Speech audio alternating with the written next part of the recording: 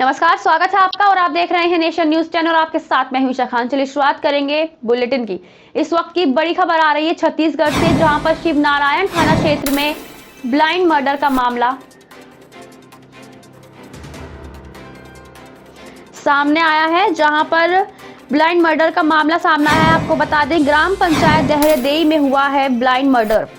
और बता दें कि मौके पर कैबिनेट मंत्री राजकुमार पटेल, साथ ही बता दें पुलिस प्रशासन जांच में जुट गई है। इस वक्त की बड़ी खबर आपको बता दें शिवनारायण क्षेत्र से, जहां पर ब्लाइंड मर्डर का मामला सामने आया है और ग्राम पंचायत देहरदेई में हुआ है ये मर्डर। मौके पर पहुंचे हैं कैबिनेट मंत्री राजकुमार पटेल और पुलिस इस वक्त जांच में जुट गई है।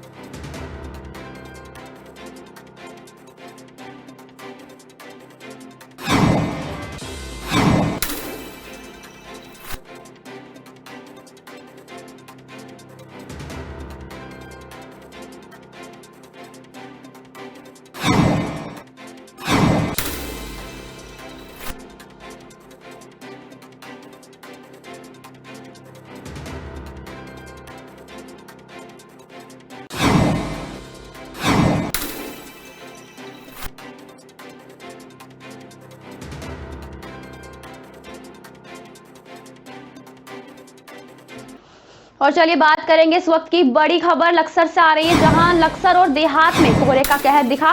लक्सर हरिद्वार हाईवे पर कोहरे के कारण वाहन रेंगते दिखाई दिए। लोगों ने ठंड से बचने के लिए अलाव जलाकर आग का सहारा लिया। और बता दें कि लोग ठंड के कारण घरों में कैद होने को मजबूर है। आपको बता दें कि खबर लक्सर से है, जहां पर कोहरे का कहर दिखाई दिया है और लक्सर हरिद्वार हाईवे पर कोहरे के कारण वहां रेंगते हुए वाहन दिखाई दे रहे हैं। लोगों ने ठंड से बचने के लिए अलाव जलाकर आग का सहारा लिया। और बता दें कि लोग ठंड के कारण घरों में कैद होने को मजबूर हो गए।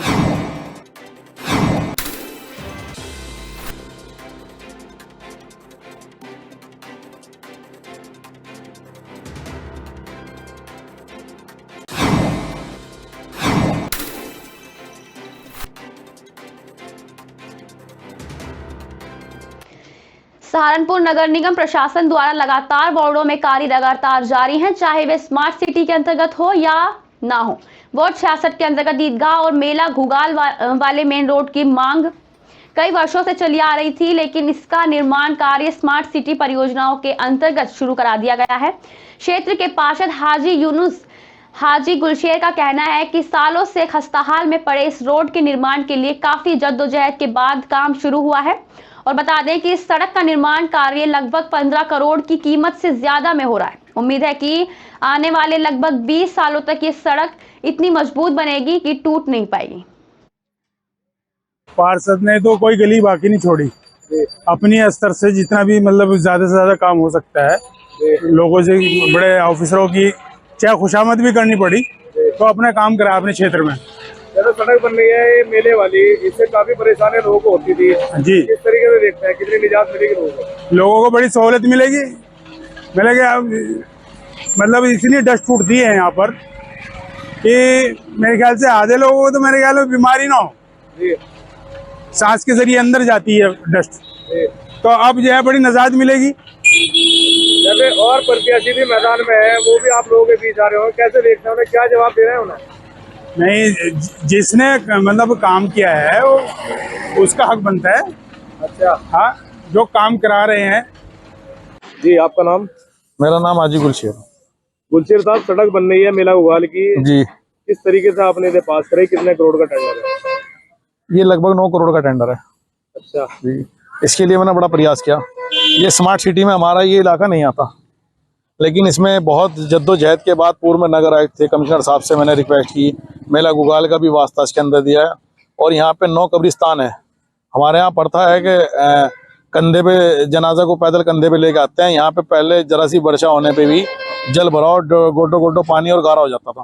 यहाँ जितने दुकानदार है मार्केट में सबको इसकी दिक्कत होती थी। जितने लकड़ी का उद्योग है बहुत बड़ा, सबको बाहर आने में बड़ी दिक्कत होती थी। आज देखना अब इंशाल्लाह काम चल रहा है, 4 महीने बाद आपको यहाँ का नक्शा बदलाव मिलेगा। हरिद्वार के भगवानपुर में दिल दहला देने वाली घटना हुई है। एक निजी इंटर कॉलेज में शिक्षक पर तीसरी क्लास के बच्चे के साथ बेरहमी से मारपीट का आरोप लगा। पिटाई से बच्चे की इलाज के दौरान मौत हो गई है। बता दें, पीड़ित परिवार ने पुलिस को तहरीर देकर कार्रवाई की मांग की है। पुलिस मामले की जांच में जुट गई है। गुरु को भगवान से भी बड़ा दर्जा दिया जाता है। स्कूल में इसलिए ही भेज देते हैं कि बच्चों के भविष्य को उज्जवल बनाकर शिक्षक अपना हक अदा करेंगे। भगवानपुर रहता हूँ मैं। हमारे करीब में ही स्कूल है, रहमानिया इंटर कॉलेज। उसमें हमारा पोता 9 साल की उम्र का तीसरे में पढ़ रहा था। इन बच्चे दंगा दुंगा कर रही, दंगा मस्ती कर रहे होंगे। उधर से मास्टर आ गया, उन लोगों से इतनी पिटाई करी, उसके सिर में मारा और फिर बाल को पकड़ के उसके मेज में मारा, तो इसे नाक मुँह से खून आया। एक थाना भगवानपुर क्षेत्रांतर्गत एक प्रकरण संज्ञान में आया है, जिसमें किसी बालक की उसके विद्यालय में पढ़ने के दौरान चोट लगने से मृत्यु होने की बात इलाज के दौरान प्रकाश में आई है। इस संबंध में सभी संभावित पहलुओं से जानकारी जुटाई जा रही है कि क्या घटनाक्रम घटित हुआ है, किस रूप में घटित हुआ है, और तत्पश्चात अग्रिम कार्रवाई अमल में लाई जाए। चमोली जिले में आम जनता और राजनीतिक संगठन पिछले 1 महीने से यूपीसीएल के दीनदयाल योजना के तहत किए जा रहे गांवों में विद्युतीकरण के 5 करोड़ से ज्यादा के घोटाले का आरोप लगाया है। और इसमें आरोप ये लगाए गए हैं कि जनप्रतिनिधियों की फर्जी मुहरें बनाकर कार्यपूर्ति को क्लीन चिट देकर करोड़ों रुपए डकार लिए। यहां की जनता और सामाजिक और राजनीतिक संगठन पिछले 1 महीने से यूपीसीएल पर घोटाले का आरोप लगाते हुए एसटीआई जांच की मांग कर रहे हैं। पत्र संलग्न कर भुगतान कर दिया गया है, लेकिन आज भी तोकों में बिजली नहीं गई, बिजली के पोल खड़े नहीं किए गए हैं। लगभग 7,641 पोल लगने थे बिजली के, लेकिन आज भी जो है 3,000 से ज़्यादा खंभे कहीं नहीं लगे हैं। 4,000 खंभे अभी लगाए जाने, लेकिन विभाग द्वारा संपूर्ण भुगतान कर दिया, जिसमें लगभग 5 से 10 करोड़ का घोटाले की आशंका है। जो खंभों में सीमेंट कंक्रीट का प्रयोग किया जाना था, जो स्टे वायर का प्रयोग किया जाना था, अर्थिंग रॉड का प्रयोग किया जाना था, कुछ भी प्रयोग नहीं किया गया है। विद्युत का ये बहुत बड़ा घोटाला है। कहीं न कहीं इसके पीछे जो है राजनीतिक संरक्षण के तहत भी ये घोटाला किया गया है। इसमें अधिकारियों का उच्च स्तरीय हस्तक्षेप है, जिस कारण से अभी तक हम पिछले 1 माह से जांच की मांग कर रहे हैं, एसआईटी जांच की मांग कर रहे हैं, लेकिन अभी तक कोई कार्रवाई नहीं हुई। इसलिए आज हमने पुनः मुख्यमंत्री जी को ज्ञापन प्रेषित किया है। इस प्रकरण पे हमारा एक मामला है कि जल्द से जल्द सरकार इस मामले में एक एसआईटी बना के जांच करें और जो भी संबंधित कर्मचारी लोग इसमें दोषी, उनकी विरुद्ध कार्रवाई होनी चाहिए। और मेरी सरकार से मांग है कि हमारे जो भी विद्युत से जुड़ने वाले तोक हैं वो जल्द से जल्द विद्युत तोक से जोड़ें, लोगों को विद्युत सप्लाई मिले, क्षेत्र हित में काम हो। और मैं ये भी कहना चाहूँगा सरकार से कि इसकी एक उच्च स्तरीय एसआईटी जांच करके शीघ्र जांच करें। अगर जांच न किया जाए तो हम लोग एक बृहत आंदोलन तहसील थराली हम विद्युत वितरण खंड नागौड़ में करेंगे जल्द से जल्द। पर्यटन, तीर्थाटन, होटल व्यवसाय के क्षेत्र में अग्रणी उत्तराखंड के सरकारी प्रतिष्ठान जीएमवीएन और केएमवीएन कुमाऊं मंडल विकास निगम कार्मिक संयुक्त कर्मचारी महासंघ के बैनर तले नियमितीकरण और पदोन्नति की मांग को लेकर मुखर हो गए हैं। इसी क्रम में आज चमोली जिले के जोशीमठ गढ़वाल मंडल विकास निगम के विभिन्न शाखाओं, पर्यटक आवास गृह, gas agency, ropeway, chairlift, petrol pump के कर्मचारियों ने अपनी इन मांगों के सापेक्ष में जीएमवीएन जोशीमठ में 2 घंटे का सांकेतिक धरना प्रदर्शन और कार्य बहिष्कार करते हुए उच्च अधिकारियों को अपनी मांगों का ज्ञापन प्रेषित किया। संयुक्त कर्मचारी महासंघ गढ़वाल मंडल कुमाऊं मंडल विकास निगम की है।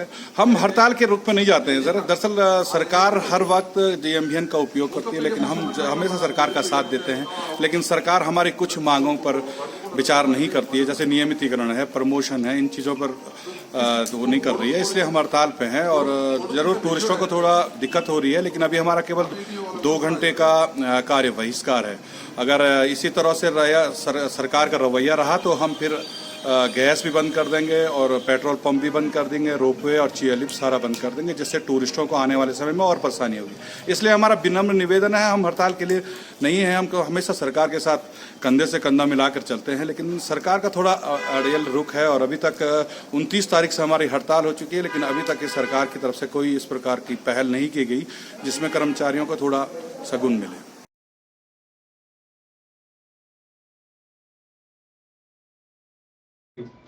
उमरिया नगर पालिका चुनाव के बाद पहली बार शहर के कुछ विकास के मुद्दों को लेकर प्रथम सम्मेलन का आयोजन किया गया। सम्मेलन को नगर पालिका के अध्यक्ष ने संबोधित किया। इसके बाद परिषद का एजेंडा रखा गया, लेकिन यहां भी भाजपा और कांग्रेस के पार्षदों में आपसी सहमति न बनने से बैठक में हंगामा शुरू हो गया। भाजपा के पार्षदों ने विरोध करते हुए बैठक का बहिष्कार कर कलेक्टर कार्यालय पहुंच गए, जहां पर बैठक में लिए गए निर्णय को स्थगित कर बैठक को निरस्त करने का ज्ञापन उमरिया कलेक्टर को सौंप दिया।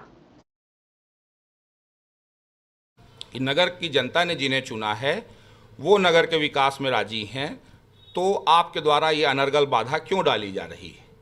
लेकिन वे नहीं रुके और भड़काते रहे पार्षदों को। उमरिया के विकास के लिए जो हमने संकल्प लाए थे उनका विरोध किया गया, ये बड़ा दुखद रहा। जिन लगभग सभी बातों पर सर्वसम्मति की अपेक्षा थी, लेकिन भाजपा के विधायक प्रतिनिधि द्वारा और पार्षदों द्वारा कचरा गाड़ी खरीदी तक में आपत्ति की गई। नगर पालिका की आज सम्मेलन की कार्रवाई हुई थी, उसमें कुछ पार्षदगण ने आपत्ति को लेकर के विज्ञापन दिया है। इस ज्ञापन में जो बातें उठाई गई हैं उसके संबंध में जो भी उचित कार्रवाई है वो हम करेंगे।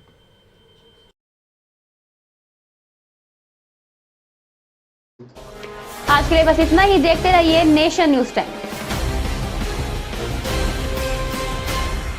नगर की जनता और बढ़ गई। अब मैं जो संकीर्तन गायक हमारे जो हापुड़ के भाई पराग सक्सेना जी,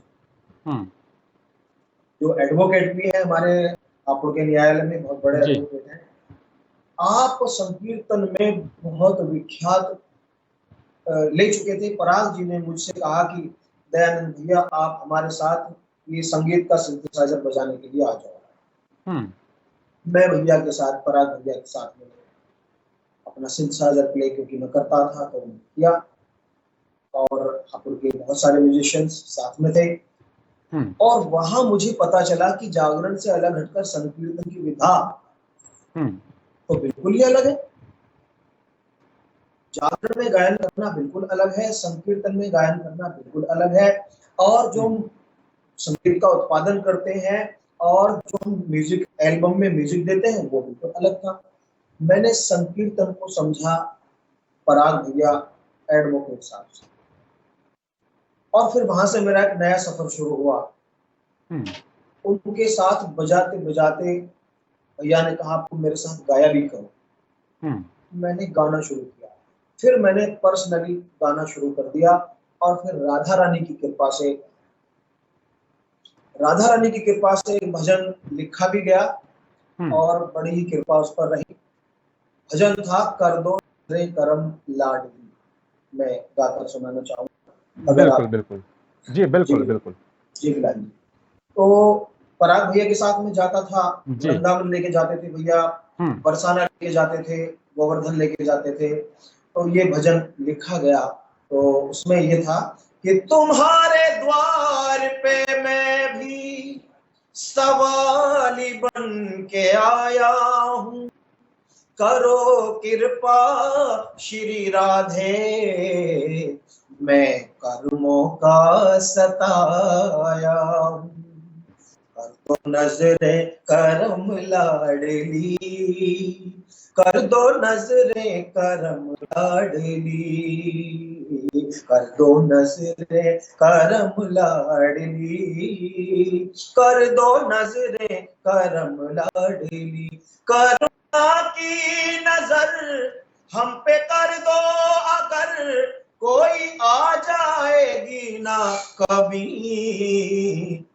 तो नजरे करम लाडली, कर दो नजरे करम लाडली। इस भजन से बहुत प्रसिद्धि मिली जी। राधा रानी की बड़ी ही कृपा मुझ पर रही, मेरे परिवार पर भी रही, और मेरे जो साथी थे उन पर भी बड़ी कृपा रही।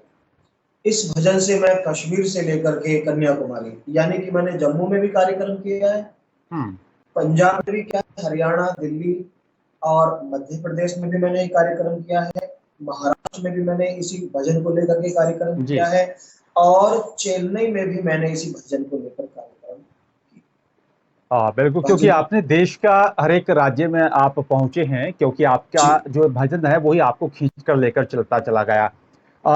दयानंद जी, ऐसा वो कौन सा भजन रहा है आपके इस पूरे सफर का जो सबसे ज्यादा आपके दिल के करीब हो, जिसको गाने से आपको सुकून मिलता है और जो सबसे ज्यादा प्रचलित हुआ हो? उसकी 2 लाइनें अगर हो जाए।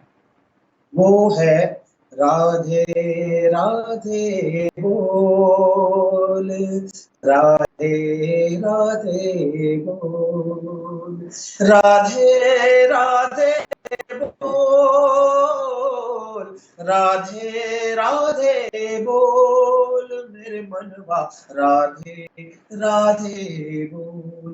वृषभानु लली है बहुत भाली, बिगड़ी तकदीर बदल देगी, वो रीझ गई तो कर्मों की सारी तस्वीर बदल देगी। राधे राधे बोल मेरे मनवा, यही मन के बहुत करीब हुआ है। इसको जो भी सुनते हैं उनके मन में भी ये बस जाता है। कई जगह से मुझे कमेंट्स मिले। बिल्कुल। लेकिन अगर हम लोग बात यहाँ पर करें, क्योंकि आपने 80-90 के दशक से आप गाते चले आ रहे हैं, आपने बड़ी बारीकी से और बड़ी करीब से इस पूरी जो है साधना की है आपने। तो अगर आज के युग की हम लोग बात करें, इसमें कितना बदलाव देखते हैं आप? यूथ का जी देखिए, जहां तक भगवान का जिक्र होता है तो बोल तो भगवान के वही रहते हैं। जी, ईश्वर है, अल्लाह है, गॉड है, वाहे गुरु है। मानो अगर कोई, मैं अपने हिंदू धर्म की भक्ति कर रहा हूँ तो शब्द और भावनाएं तो वही होंगी, बदलाव सिर्फ थोड़ा बहुत संगीत के बजाने में ही अंतर आता है। अगर मैं राम कहूंगा तो राम ही कहूंगा, बजाने वाले जो संगीत के साथी हैं वो संगीत के तरीके को और वाद्य यंत्रों को बदल सकते हैं। मेरे साथी कव्वाली गाते हैं वो अल्लाह ही कहेंगे जी, उनके साथी जो बजाने वाले हैं वो बदलाव कर सकते हैं। तो जो हम गुणगान करते हैं वो नहीं बदलता, बदलता है सिर्फ संगीत, और वो बदलना आवश्यक है। क्यों? बिल्कुल। क्यों बदलना आवश्यक है? क्योंकि सुनने वाला बदल गया, सुनने वाले की व्यवस्थाएं बदल गई। पहले एक स्पीकर के सब कुछ सुना जाता था, बाल्टी नुमा पे सब कुछ सुना जाता था, अब वो नहीं है। बदलाव होना चाहिए, आगे भी होना चाहिए। पहले एक रेडियो बजता था, पूरा मोहल्ला सुनता था, फिर एक टीवी एक घर में आ गया, और तो हाथ हाथ में मोबाइल है। पूरा सिनेमा हॉल या पूरा संगीत जगत सबके हाथ में। तो सबके साथ जो संगीत सबको पसंद है वो उसमें बदलाव आना चाहिए। मैं बदलाव से समर्थन करता हूँ। दयानंद जी, जी बिल्कुल। दयानंद जी, अगर हम लोग बात करें